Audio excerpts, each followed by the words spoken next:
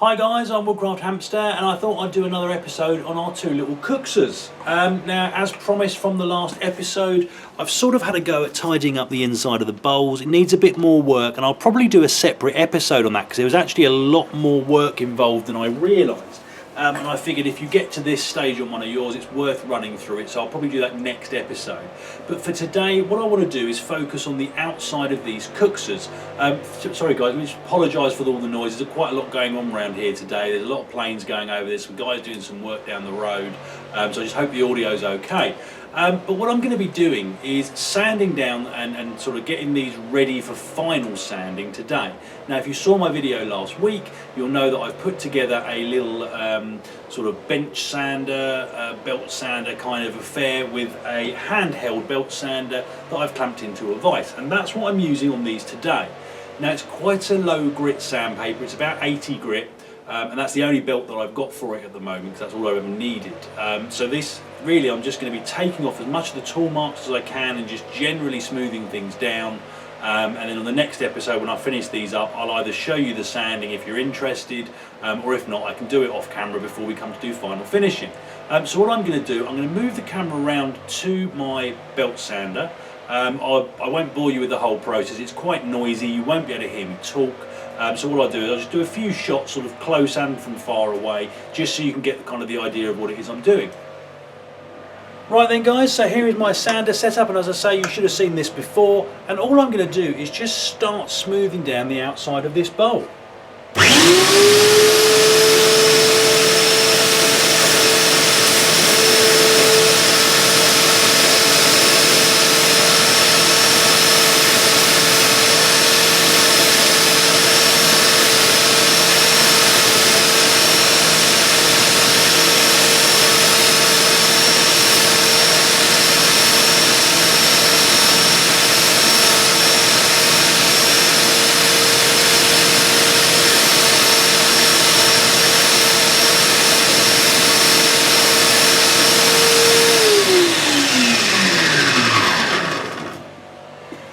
One thing I should say here guys, especially if you're using quite a low grit of sandpaper like this, is you don't want to press too hard. Now this has got a backing plate on it because it's used for flat surfaces.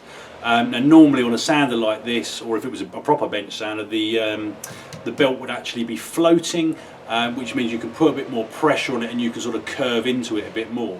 But really you're just putting a light pressure on just so it's sort of rolling over, it's not being snatched up the belt, that kind of thing, just in case you're thinking about doing this yourself.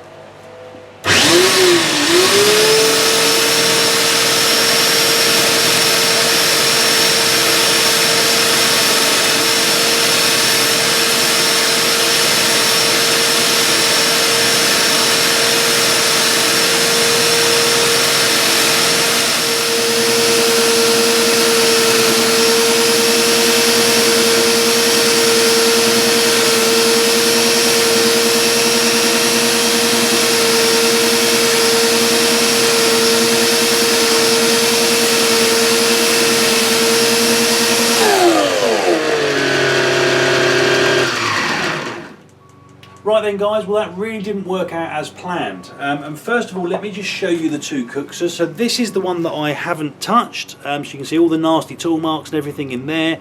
This is the one that I've been sanding, and it's by no means perfect, but it's got a lot of those tool marks out. And the only reason I wasn't able to finish it is I think I've either burnt out the motor to my sander, or I may, where I had it up at a 45-degree angle, the only way I could clamp it in the vise was that way, but obviously the little catchment bag was above the sander, so I'm not sure if maybe some of the sawdust was falling back down inside, getting heated up, trying to burn. So it's now sitting outside the workshop and it's cooling down. I'll give it a try tomorrow just to see if it's salvageable or not.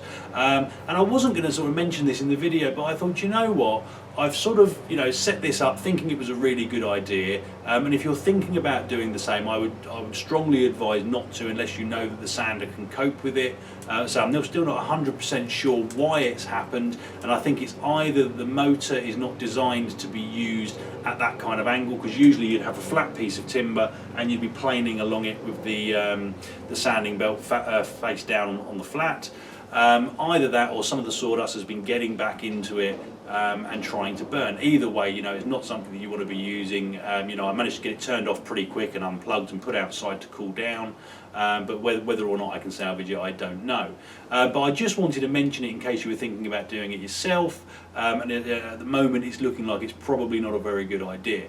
So that's it for today. What I'm going to do between now and the next episode, I will hand sand these, much as I don't want to. And I'll get them ready so we can do a little quick video about cleaning up the inside and sanding the inside of the bowls, and then hopefully we should be ready for final finishing. It's been a bit of a long slog with these two Kuksas, but I'm trying to sort of make the videos not quite as long as some of my other ones have been, because I'm trying to cram too much into one video. So although you have to wait a bit longer, hopefully, you know, you're getting a bit more detail of each step of the process. But anyway, guys, that's it. So sorry it was a bit of a bust. Comments and questions in the box below.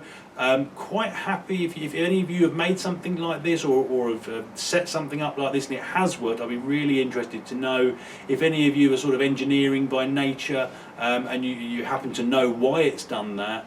Again, I'd be really interested to know, because now that it's happened, I'm thinking more about it, and things are coming into my head as to why it's probably happened that I didn't consider before, which maybe I should have. But yeah, just really interested to know your thoughts. So that's it, guys. As I say, comments, questions in the box below. Hit like and subscribe if you'd like to see more, and I hope you'll all join me next time. Thanks, guys.